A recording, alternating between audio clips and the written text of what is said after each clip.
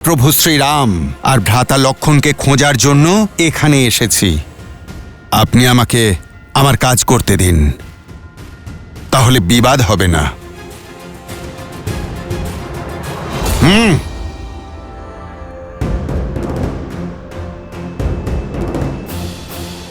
তোমার বাকচাতুর্য নিয়ে আমার কোনো সমস্যা নেই। সমস্যা তো এটাই যে তোমার কর্ম আমার কর্মে বাধা সৃষ্টি করছে।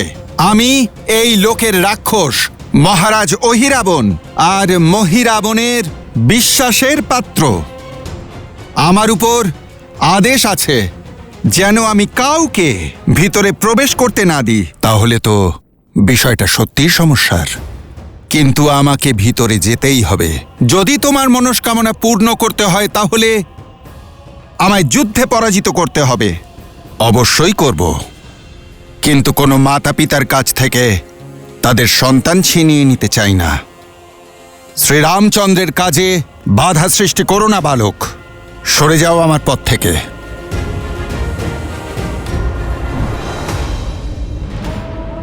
না তুমি আমার মাতা পিতার চিন্তা করো, না আমার নিজের কথা ভাবো।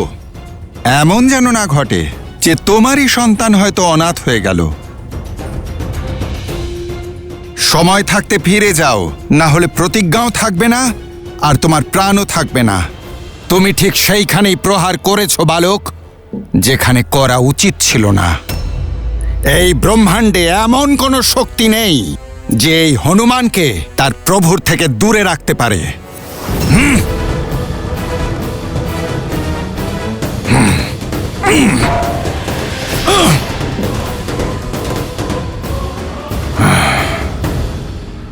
দেখতে একই রকম, কিন্তু স্বভাবে একেবারে ভিন্ন। কেউ যে আপনার অংশ অবতার মহাবলী হনুমানকেও পরাস্ত করল। এমন শক্তি আর এমন সাহস শুধুমাত্র আমার অংশ অবতারের অংশেরই হতে পারে দেবী। হনুমানের অংশ? হ্যাঁ দেবী, এটা হনুমানের কাহিনীর এক অত্যন্ত রোমাঞ্চকর অধ্যায়, যেখানে দুই শত্রু নয়, পিতা আর পুত্র একে অপরের প্রতিদ্বন্দ্বী হয়ে দাঁড়িয়েছে। পিতা হনুমান আর পুত্র মকরধ্বজ। কি? হনুমানের পুত্র? হ্যাঁ দেবী, আপনি শোনেননি হনুমান এখনই কি বলল? ওর এমনটা মনে হচ্ছে যেন ও আয়নায় নিজেকে দেখছে, আর ব্যক্তির বাস্তবিক প্রতিবিম্ব দর্পণ তার সন্তানই হতে পারে। নিয়তির খেলা দেখুন, পিতা আর পুত্রকে আজ একে অপরের মুখোমুখি দাঁড় করিয়েছে। অর্থাৎ পিতার পুত্রের এই যুদ্ধে সম্পর্কের উপর প্রভাব পড়বে। দুজনেই নিজের নিজের কর্তব্য পালন করছে দেবী। যেভাবে হনুমানকে রামের সেবা করা থেকে সংসারের কোনো শক্তি আটকাতে পারে না, ঠিক সেভাবে মকরধ্বজকে রাজকার্য থেকে সংসারের কোনো শক্তি বিমুখ করতে পারবে না। তবে আপনি চিন্তিত হবেন না, কারণ সেটাই হবে যা আমার প্রভু শ্রীরাম চান। আর এই সংসারও সাক্ষী থাকবে, কারণ শ্রীমদ্ রামায়ণের এই কাহিনীতে অনেক রোমাঞ্চকর, অনেক সুন্দর মুহূর্ত আসা বাকি আছে।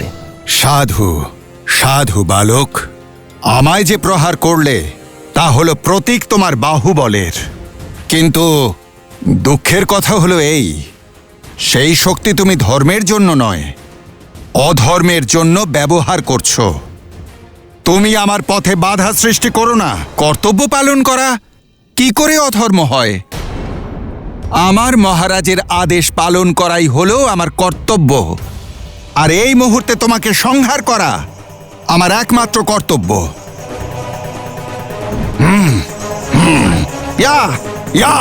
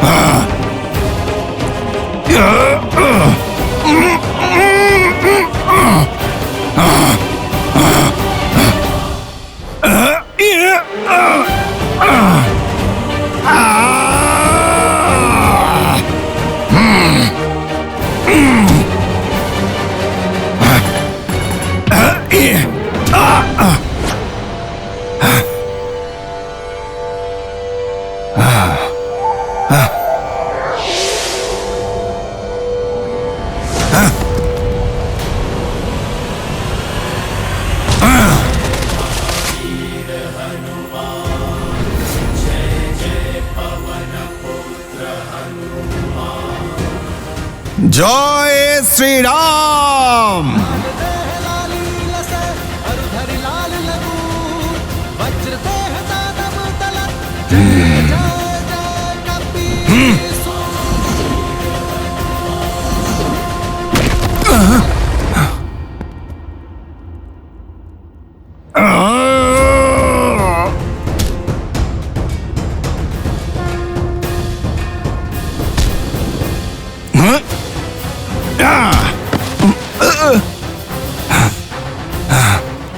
আজ পর্যন্ত যত যোদ্ধার সাথে লড়েছি, তুমি তাদের মধ্যে শ্রেষ্ঠ আর উত্তম বালক। কিন্তু দুঃখ তো এইটাই যে তুমি প্রভু শ্রীরামচন্দ্রের বিরুদ্ধে, সেই জন্য তোমার বিনাশ নিশ্চিত। কিন্তু তোমার বিনাশ করার পূর্বে সেই বীর পিতার নাম জানতে চাই আমি, যিনি এমন বীর পুত্রের জন্ম দিয়েছেন। বলো, কার পুত্র তুমি? আপনি আমার উপর প্রহার করুন আমার উপর। যদি আমি আমার পিতার নাম বলে দিই, তাহলে আমার উপর আপনি প্রহার করতে পারবেন না। তবে তার নাম আমাকে তো জানতেই হবে। বলো, তোমার পিতার নাম কি?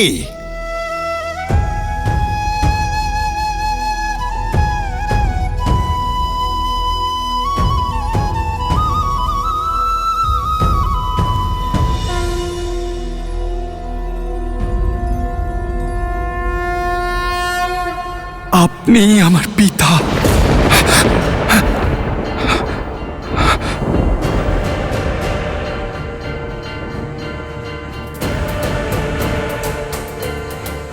অসম্ভব।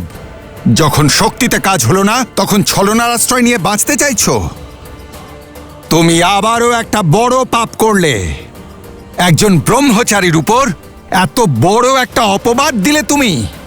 এত বড় একটা মিথ্যা বলার সময় তোমার লজ্জা হলো না? এ মিথ্যা নয়। আমি নিজে এইমাত্র জানতে পারলাম। আমি তো জন্ম থেকেই আমার পিতাকে কখনো দেখিনি, তার নাম শুনিনি। শুধু এক ভবিষ্যৎবাণীর অনুসারে আমার পরাজয় শুধুমাত্র আমার পিতার হাতেই হওয়া সম্ভব। মিথ্যে! শুনতে পাওনি তুমি? আমি ব্রহ্মচারী, আমার কোনো পুত্র থাকতে পারে না। এবার তোর বিনাশ নিশ্চিত।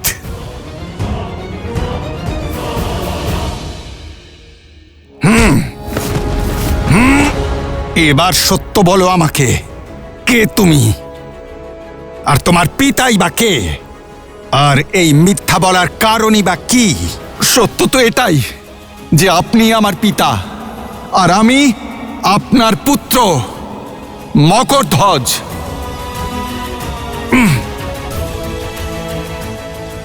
আপনার মনে আছে যখন আপনার জ্বলন্ত লেজ দিয়ে লঙ্কা দহন করেছিলেন?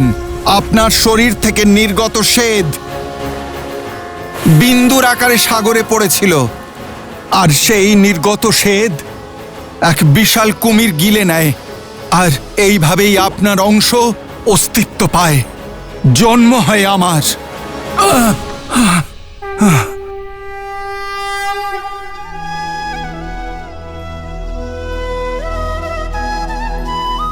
এই শক্তি, এই বুদ্ধি আর পিতাকে চিনতে পেরে প্রহার না করতে চাওয়ার বিনয়? তুমি সত্যি আমার পুত্র? যখন পিতা পুত্রের সাথে মিলিত হয় তখন আশীর্বাদ লাভ করে। আমি তো তোমাকে প্রহার করেছি, কিন্তু তুমি তো এত বলশালী, তোমায় কি আশীর্বাদ দেব আমি? চলো পুত্র, যুক্ত হয়ে যাও প্রভু শ্রীরাম আর ভ্রাতা লক্ষণের খোঁজে, অহিরাবণ আর মহিরাবণের মায়াজাল ছিন্ন করতে। ক্ষমা করবেন পিতা, আমি তো আপনারই পুত্র, তাই এ কাজ আমি করতে পারবো না, আর আমার প্রভুর আদেশও অমান্য করতে পারবো না, কর্তব্য পালন থেকে বিরত থাকতে পারবো না। আমার মহারাজের আদেশ আপনাকে বাধা দেওয়া, তাই সেটা আমি অবশ্যই করব। আপনার পুত্র সম্পর্কের জন্য নিজের দায়িত্বের বলিদান দিতে পারবে না, সেই জন্য আপনি আমার অনুরোধ শুনুন, আর আমাকে কোনো প্রকার ধর্ম সংকটে না ফেলে আপনি ফিরে যান। ধন্যবাদ। আজ আমার পুত্র আমায় স্মরণ করিয়ে দিল যে কর্তব্যের পথে থামা উচিত নয়। এই ভক্তের কাছে তার ভগবানের সেবা ছাড়া না কোনো ধর্ম আছে আর না কোনো কর্ম। আর যদি রাম কাজের জন্য আমাকে পুত্রহারাও হতে হয়, তাও আমি পিছিয়ে যাব না। একইভাবে আমিও পিছিয়ে যাব না পিতা। যা আমি করতে চলেছি তার জন্য আপনার কাছে আমি ক্ষমা চাইছি, আর আমিও পুত্র।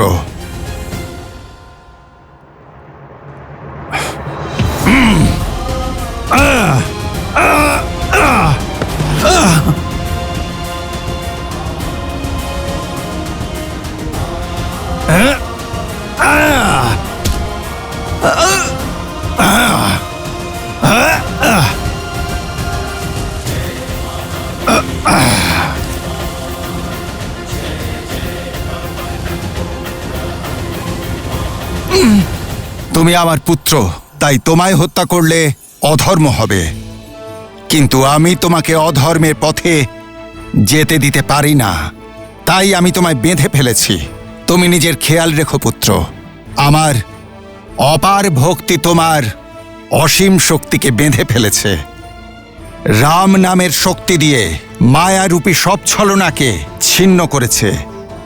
এখন এই বন্ধন তুমি চাইলেও ছিন্ন করতে পারবে না।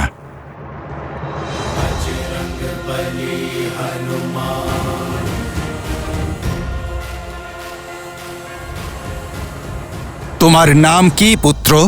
মকরধ্বজ। আমি তোমাকে বিজয়ী হবার আশীর্বাদ নয়, পথ দিচ্ছি। কর্মের পথ সর্বদা ধর্মসঙ্গত হওয়া উচিত, কারণ অধর্মের জন্য নেওয়া পদক্ষেপ শাস্তির ভাগীদার হয়। ঈশ্বর তোমায় সদ্বুদ্ধি দিন।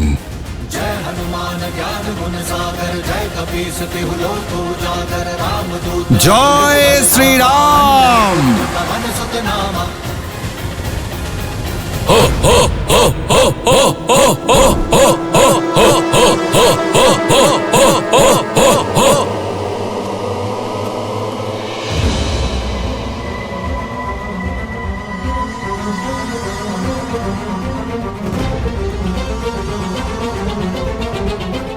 প্রভু, আমার প্রভুর এই দশা।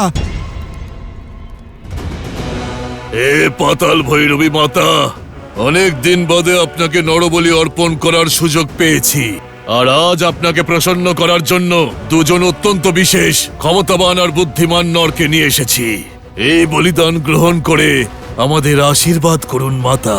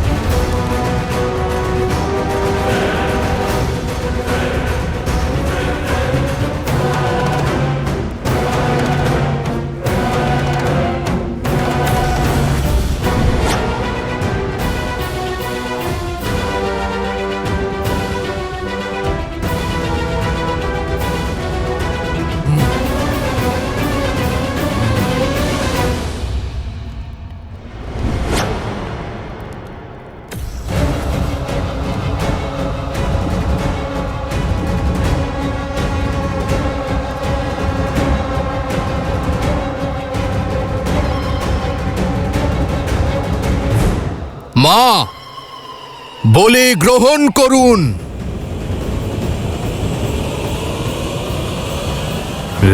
দাঁড়াও মূর্খ,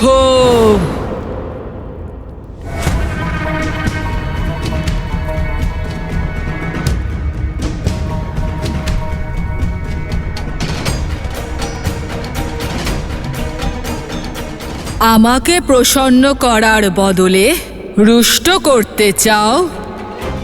সর্বনাশ হবে তোমাদের সকলের। আমি এই বলি গ্রহণ করব না। কি হলো মাতা? আমাদের কোনো ভুল হয়েছে? মায়ের মনকে অনুভব না করা এর থেকে বড় ভুল আর কি হতে পারে? দূর করো এদের আমার সামনে থেকে। পিছিয়ে যাও তোমরা।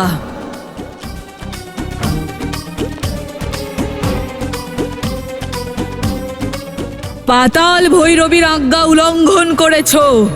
এবার আমি সম্পূর্ণ পাতালকে ভস্ম করে দেব। হ্যাঁ হ্যাঁ মাতা, আপনি শান্ত হন, ক্রোধিত হবেন না। আমরা সরে যাচ্ছি। ক্ষমা করুন মা, ক্ষমা করুন।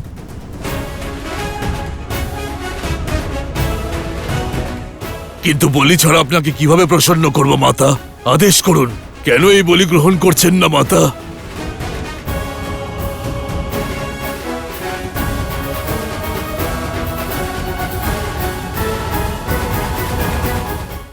যাই হোক, এটা ওরই কোনো পরিকল্পনা। আমি তো ধরা পড়ে গেলাম। এবার কি তোমরা মহাবলী আমাকেও বলি দিয়ে দেবে?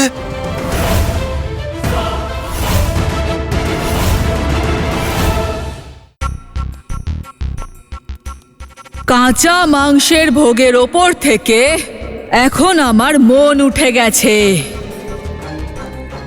আজ পাতাল ভৈরবীর ইচ্ছে কন্দমূল আর মিষ্টি ফল খাওয়ার।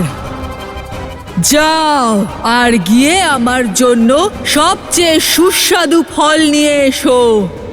আর হ্যাঁ, যদি কোনো ফল প্রয়োজনের তুলনায় কম মিষ্টি হয়ে থাকে তাহলে আমার ক্রোধাগ্নিতে দগ্ধ হওয়ার জন্য প্রস্তুত থেকো তোমরা। আর আরো একটা কথা, কেউ কোনো অস্ত্র বা শস্ত্রের প্রয়োগ করবে না। যাও।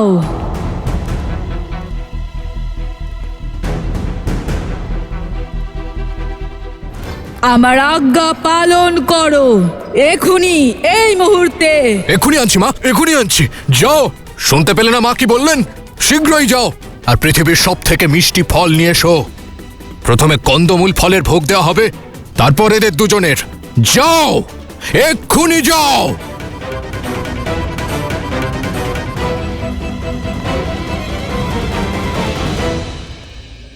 এই দুই ভ্রাতা তো এখানেই রয়েছে। তোমরা দুজন এখনো দাঁড়িয়ে আছো? আমার দেওয়া কাজ সেবকদের করতে বলে আমাকে রুষ্ট করছো? যাও। যথাজ্ঞা মা, যথাজ্ঞা।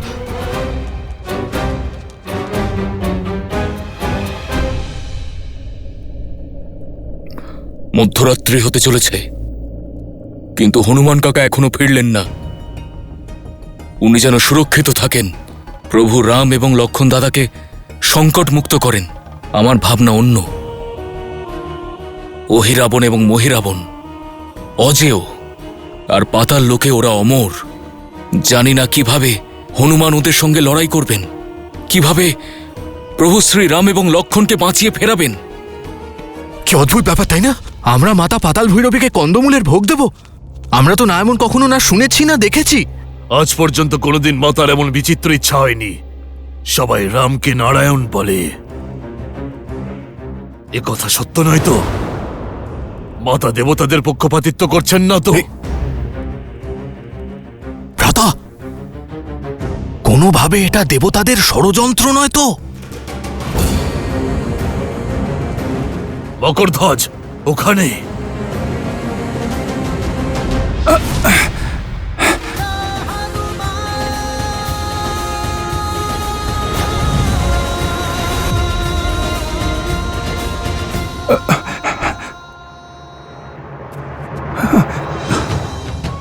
প্রভু উঠুন, উঠুন প্রভু, দেখুন আপনার হনুমান এসে গেছে। প্রভু চোখ খুলুন। ভ্রাতা লক্ষণ, চোখ খুলুন ভ্রাতা লক্ষণ, দেখুন হনুমান এসে গেছে। উঠুন ভ্রাতা লক্ষণ, প্রভু উঠুন। এই মর্কট, কে তুমি? এখানে কি করছো?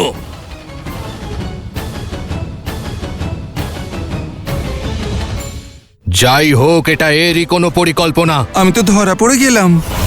এবার কি তোমরা মহাবলী আমাকেও বলি দিয়ে দেবে?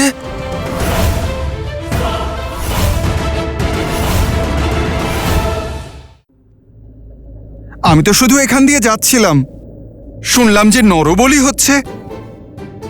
আসলে আমি কখনো নরবলি দেখিনি, তো তাই দেখতে চলে এলাম।